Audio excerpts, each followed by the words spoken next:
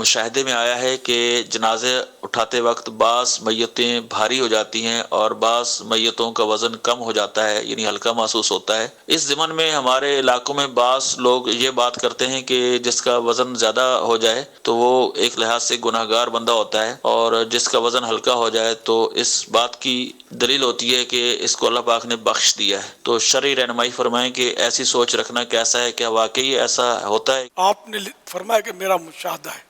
یعنی آپ نے بہت لگتا ہے جنازوں میں شریک ہوئے ہیں آپ۔ میں نے بھی جنازوں میں بڑی شرکت کی ہے، بہت کسی دور میں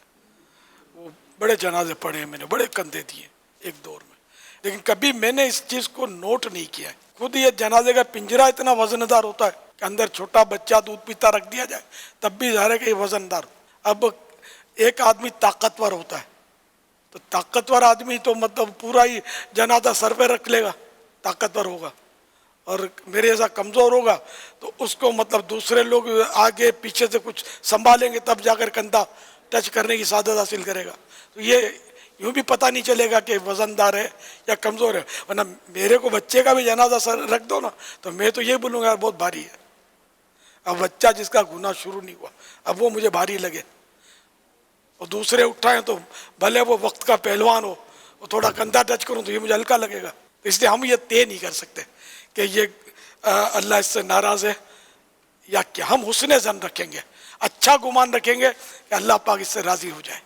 اس کو معاف کر دے۔ ہو مسلمانہ، صرف مسلمان کے لیے یہ ہے کہ مسلمان کے لیے ہم کبھی بھی یعنی کہ برا سوچیں ہی کیوں، ہم اس کے لیے اچھا ہی گمان رکھیں۔ اگر کوئی اس طرح کی بات کسی سنی صحیح العقیدہ مسلمان